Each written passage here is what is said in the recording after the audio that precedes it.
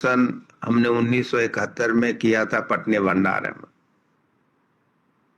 और वास्तव में उनको जानने का, उनको समझने का, उनका आशीर्वाद प्राप्त करने का संयोग हजारीबाग में हुआ।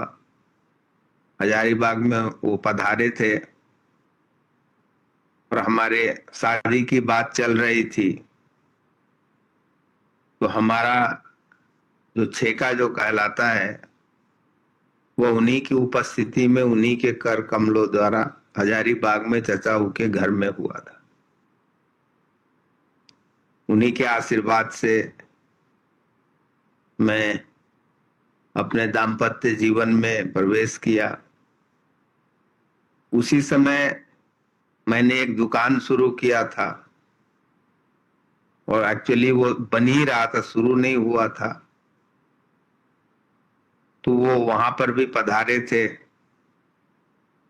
उनके चरण कमलों में जो मैंने गुलाब की पंखुड़ियां चढ़ाई थी वहां पर, वो आज भी उसी के नींव में पड़ी है। और वास्तव में क्या ये सब हम संत जनों से प्राप्त करते हैं? संत जनों के आशीर्वाद का महत्व क्या होता है? संत जनों के आशीर्वाद से हमें मिलता क्या है?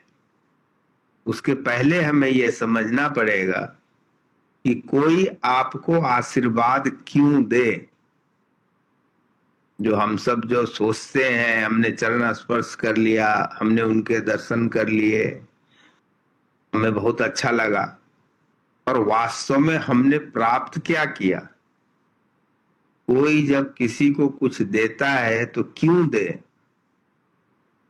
दो तरह से हम किसी से कुछ प्राप्त करते हैं। या तो हम, जैसे कि लूटमार करने वाले होते हैं, चोरी करने वाले होते हैं, कुछ चोरी कर लिया, उतने में ही वो संतुष्ट हो जाते हैं।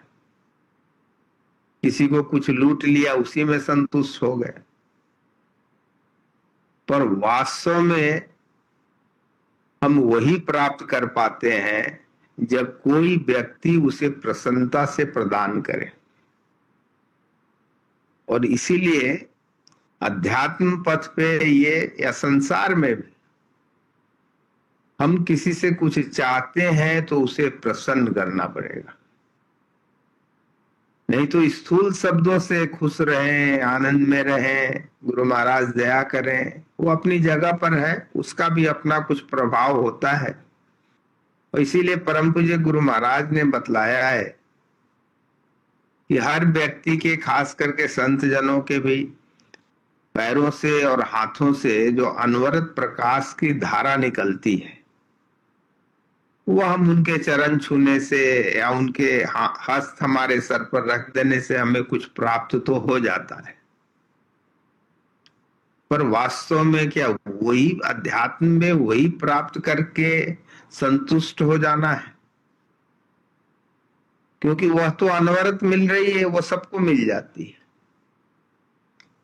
पर जब समर्थ गुरु, कोई संत आप पर प्रसन्न हो जाए, तब जो वह प्रदान करते हैं उसका मुकाबला इन सब बातों के, ये सब चीज उसके सामने नगण्य है।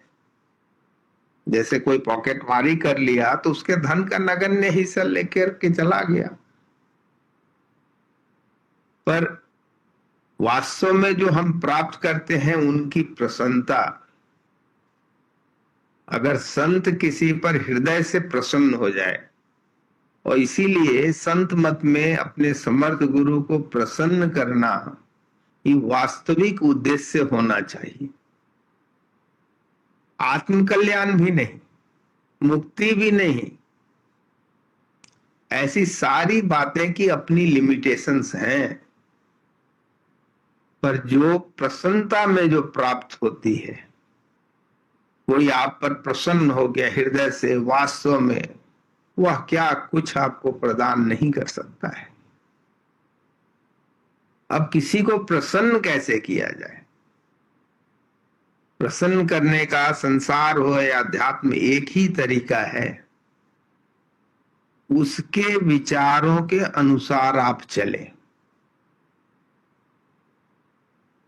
नहीं तो बातें तो बहुत हैं, हम कर लें कि हाँ हमने उनका दर्शन किया, हमने वो किया, हमने वो। भाई किया तो, जैसे परम पूज्य गुरु महाराज के पास एक व्यक्ति आया था, उसने परम पूज्य गुरु महाराज से कहा कि मुझे वो जो शरीर बदलने की जो क्रिया होती है हमें आती है, आप बहुत कल्याण कर रहे हैं, आपको वो क्रिया जान लेनी चाहिए। परम पूज्य गुरु महाराज ने उससे पूछा कि आपने बदली किया है? उन्होंने कहा जी। तो परम पूज्य गुरु महाराज ने उनसे दूसरा प्रश्न किया कि ये सब करके क्या आपने परमात्मा को प्राप्त कर लिया? उन्होंने कहा नहीं। तो परम पूज्य गुरु महाराज ने उनसे कहा फिर इस विद्या को जानकर हम करेंगे क्या? तो वास्तव में वही चीज है कि जो किसी को प्रसन्न कर लेता है वही उस बात को समझ सकता है, अनुभव कर सकता है कि वास्तव में क्या प्राप्त हुआ। तो संत जनों को अगर प्रसन्न करना है, अपने समर्थ गुरु को प्रसन्न करना है, तो उनके विचार के अनुसार चलने की कोशिश करनी पड़ेगी। हम चल नहीं सकते, आप चाहे जितनी कोशिश कर लें, जितनी बातें सुन लें माया का, इसका उसका, आप माया आपसे दूर हो गया। अब तो कई सालों से प्रवचन सुन रहे हैं कि संसार में माया घेरे रहती है, तो माया से आप दूर हट गए। आप बातें करने से, हम चाहे सुनने से या पढ़ने से हम नहीं कर सकते, कारण हमारे पास उसकी शक्ति होनी चाहिए। जब तक वह शक्ति हमारे पास नहीं होगी, हम चाहे जितनी कोशिश कर लें, हम माया में ही फंसे रहेंगे। आप किसी भी कथा को, किसी भी कहानी को, किसी भी संस्मरण को ले लें, परम पूज्य गुरु महाराज के पास कई लोग आए, उनसे कई लोगों ने ज्ञान प्राप्त किया, पर क्या सब परम भागवत बन गए? जब तक आप उनको हृदय में प्रसन्नता प्रदान नहीं करेंगे, और वह तभी होता है संसार में। आप देखें या अध्यात्म में देखें, वही व्यक्ति आपका, वही जीव आपका अपना हो सकता है जो आपके विचारों वाला होता है। विचार से ही अपनापन होता है। इसका जागृत उदाहरण हमारा सत्संग है। आप देखें, परिवार में, रिश्तेदारों में मिलने में जितना आनंद नहीं आता है, उतना सत्संगियों से मिलने में आता है। का कुछ विचार हमारे कॉमन होते हैं, उन विचारों के कारण ही हम वह आनंद प्राप्त कर पाते हैं जो कि हमें दूसरे जगह नहीं प्राप्त होते। इसीलिए अगर संत जनों को, समर्थ गुरु को प्रसन्न करना है तो उनके विचारों वाला बनना पड़ेगा। आप मांगेंगे, शायद दया करके मिल भी जाए तो उतना ही मिलेगा जितना आप मांगेंगे, पर अगर वह प्रसन्न हो जाए तो क्या कुछ नहीं प्रदान कर सकते। पर जैसे ही वह क्या कुछ प्राप्त करने के लिए आप प्रसन्न करने की कोशिश करेंगे, आप प्रसन्न कर ही नहीं पाएंगे। और इसीलिए आप सबने सुना होगा, कई बार बातें होती, निर्मलता, निष्कामता, मतलब कि वह विचार भी हमारे अंदर नहीं आने चाहिए कि वो प्रसन्न होंगे तो हमें सब कुछ प्राप्त होगा। सिर्फ और सिर्फ एक ही विचार रहने चाहिए कि वो प्रसन्न हो जाए। ये हमने परम भागवत से सीखा। और इसीलिए जब वो हमारे दुकान पर आए थे, लोगों के कहने से, लोगों के रिक्वेस्ट करने से, हमें आशीर्वाद देने के लिए, परम पूज्य गुरु महाराज की असीम कृपा के कारण उस समय हमारे हृदय में ऐसा विचार ही नहीं था कि इनके आशीर्वाद से मेरा दुकान सफल हो जाए। एक ही विचार था गुरु महाराज के दया से कि अपनी शक्ति से हो ही नहीं सकता, संभव नहीं है, हम चाहे जितनी कोशिश कर लें। आप देखें जीवन में कई बार अपने कई बुरी आदतों को छोड़ने के लिए कई बार प्रतिज्ञा की होगी, कई बार बातें की होगी, कई बार विचार किया हो, छोड़ ही नहीं पाए होंगे, क्योंकि उसकी शक्ति जब तक हमारे पास नहीं होगी तब तक हम कुछ कर ही नहीं सकते। संसार हो, अध्यात्म, कुछ भी नहीं कर सकते। और इसीलिए गुरु कृपा की महानता होती, इसीलिए गुरु कृपा की बात होती। और वो गुरु कृपा प्राप्त करने के लिए उन्हें प्रसन्न करना पड़ता है। तो उन्हीं की कृपा से हमारे अंदर ये विचार था कि नहीं, जो आप चाहते हो वही हो। अब सोचे, अगर हमारे अंदर ये इच्छा होती कि हमारा दुकान सफल हो जाए तो शायद हम वहीं बैठे रहते। वो इच्छा नहीं थी। वो संत जन आपके विचार से प्रसन्न हो जाते हैं, मेरा अनुभव यही कहता है। आप चाहे कितने भी बुरे व्यक्ति हों, क्योंकि हम सब के अंदर अच्छाइयां भी हैं, बुराइयां भी। ये संभव नहीं है कि हमारे अंदर सिर्फ और सिर्फ अच्छाइयां हों, क्योंकि अच्छाइयां बुराइयां हम दो तरह से समझते हैं। एक जो हमारा हृदय कहता है और एक जो हमसे दूसरे कहते हैं।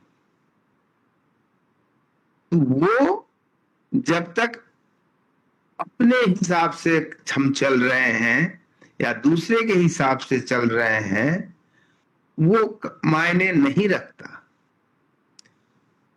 तो वो हमारे अंदर चाहे अच्छाइयां हो या बुराइयां हो, जब हम गुरु के पास जाते हैं, संत जनों के पास जाते हैं, उन सारे विचारों को हटा देना चाहिए। क्योंकि अगर एक बात आप समझ जाएं कि वास्तव में इस सृष्टि में परमात्मा के मर्जी के बगैर पत्ता भी नहीं हिलता है, और ये बात अगर अंतर में गहरे अगर आप उतार लें तो इस बात को समझेंगे कि आपने जो कुछ भी अच्छा या बुरा किया, उस समय के परिस्थिति के अनुसार, उस समय जो आपके अंदर शक्ति थी उसके अनुसार ही कर पाए। आज के समझदारी में, आज के शक्ति के अनुसार हम इस बात को सोचते हैं कि ये गलती की या अच्छी बात की, पर अगर आपको उसी परिस्थिति में उतनी ही शक्ति के साथ, उतनी ही ज्ञान के साथ अगर आपको छोड़ दिया जाए, आप वापस वही कार्य करें। ये जब तक आप आंतरिक चिंतन नहीं करेंगे, इस बात को आप समझ नहीं पाएंगे। और इसीलिए अध्यात्म में अपने आप को समय देना, आंतरिक चिंतन भी अति आवश्यक है। तभी आप उस गुरु की शक्ति पर, गुरु की महत्ता पर, गुरु को समझ पाएंगे।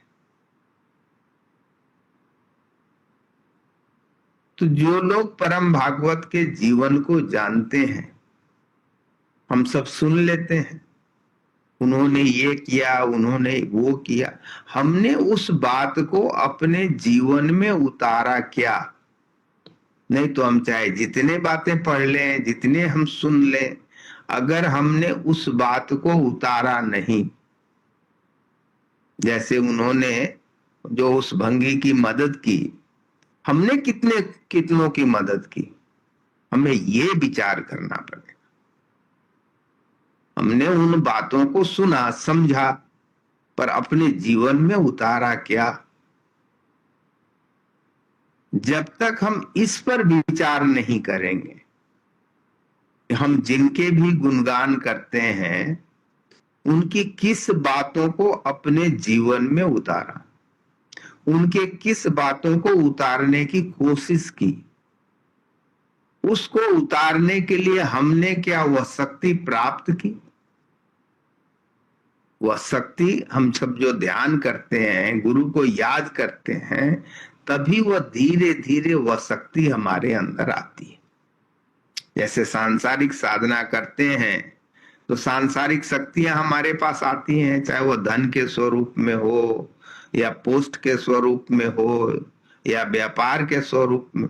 उसी प्रकार से जब हम आध्यात्मिक साधना करते हैं तो हमारे अंदर वह आध्यात्मिक शक्तियां उसी गुरु के प्रकाश में लय होना क्या है? लय होने का तात्पर्य यह है कि हम उनके विचारों वाला बनते चले जाएं। न एक दिन में बन सकते हैं, कई बार तो कई जन्म लग जाते हैं। हम जितना उनके विचारों वाला बनेंगे उतनी ही वो प्रसन्न होंगे, और जितनी ही वो प्रसन्न होंगे उतनी ही वो हमें आध्यात्मिक शक्तियां प्रदान करेंगे। और जैसे जैसे जैसे संसार में भी देखते हैं, कुछ धन कमाया, उस धन से कोई व्यापार शुरू किया और धन आ गया, उसी प्रकार से आध्यात्मिक शक्तियां समर्थ गुरु तो सबको प्रदान करते हैं।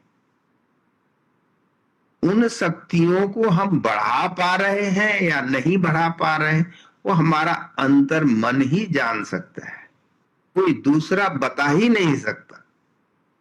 क्योंकि आप दूसरों के समक्ष नाटक कर सकते हैं, बहुत अच्छा बन सकते हैं, पर वास्तव में दूसरों को दिखाने के लिए अच्छा नहीं बनना है। उससे तो अच्छा, जैसे परम पूज्य मझले भैया जब कुछ कहते थे तो लोग उनकी बातों को उनके सामने उनसे डरते थे। उस डर के कारण भी लोगों के व्यवहार में परिवर्तन हो जाते थे। वास्तव में आपका जो भला चाहता है वो आप में परिवर्तन देखना चाहता है, और उसके लिए वो कई तरह के कार्य कर सकते हैं। गुस्सा करने का, प्रेम दिखाने का, समझाने का, कई बातें हो सकती। उसी प्रकार से ये सारे प्रवचन, ये वो सारे समझाने के ही तो कार्य हैं। पर अगर हमने अपने जीवन में नहीं उतारा तो समझना तो है ही नहीं, फिर वो बातें करने के लिए। उसी को परम पूज्य गुरु महाराज कहते थे, जिसने अपने जीवन में कुछ उतारा नहीं और उस बात की शिक्षा प्रदान करे तो वह वमन करने के समान है। उसी को उन्होंने दूसरे शब्दों में भी कहा है, आपन घर पानी नहीं औरन परसत खीर। और इसीलिए हम सब साधकों का यह कर्तव्य है कि हम देखें, चिंतन करें कि हमने अपने जीवन में क्या उतारा, और उसको उतारने से हमारे जीवन में, आध्यात्मिक जीवन में क्या लाभ, और क्या हम प्रगति पर हैं, यह दूसरा कोई बता ही नहीं सकता आपको। और इसीलिए थोड़ा समय अपने चिंतन पर भी देना चाहिए, और वह तभी संभव है जब आप समर्थ गुरु की याद में हमेशा रहेंगे। तभी उसकी प्रेरणा मिलेगी, तभी उसकी शक्ति आपके अंदर आएगी, और तभी आप अपने आत्म चिंतन करेंगे, तभी आप अपने आत्म कल्याण के लिए और आगे बढ़ेंगे। नहीं तो हम सब देखें, अगर वो चिंतन करेंगे तभी समझ में आएगा। हमारा जीवन दूसरों को प्रसन्न करने में, दूसरे हमें अच्छा बोले उसी में हम लगाए रहते हैं। दूसरों के अच्छा बोलने से या बुरा बोलने से हमें फर्क नहीं पड़ना चाहिए। हमें फर्क वो पड़ना चाहिए जो हमारा आत्मा हमसे कहता है, और वह जब तक हम आत्मचिंतन नहीं करेंगे हम इस बात को समझ ही नहीं पाएंगे। परम पूज्य गुरु महाराज से हमारी प्रार्थना है कि हम सबों को वह शक्ति प्रदान करें ताकि हम सब आपके याद में रहें, उस आत्मचिंतन को करें और धीरे धीरे आपके विचारों वाला बनते चले जाए। थोड़ी देर विनय पूर्वक हम सब प्रार्थना करें और हम सब ने जो नैवेद्य रखा है, वास्तव में जैसा मैंने कहा कि उनकी मर्जी के बगैर तो पत्ता भी नहीं हिलता है। ऐसा क्या है जो हम कह सके हमारा है?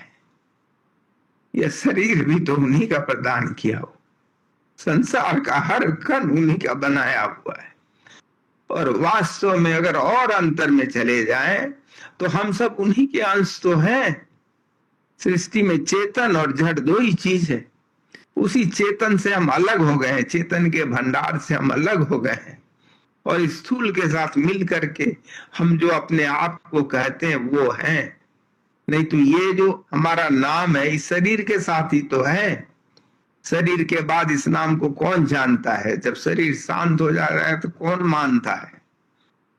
तो इसीलिए वास्तव में सब कुछ उनका ही है, पर उसको अनुभव करने के लिए जो शक्ति हमें चाहिए होगी वो उन्हीं से प्राप्त होगी। उन्हीं से विनती करें कि हम सबने जो नैवेद्य रखा है आपका दिया हुआ, आप ही के समक्ष है, इसमें ऐसी शक्ति प्रदान करें कि जो भी जीव इसे ग्रहण करें उन्हें वह शक्ति मिले कि आपके विचारों वाला धीरे धीरे बनते चले जाए। थोड़ी देर विनय पूर्वक प्रार्थना करें और नैवेद्य अर्पण।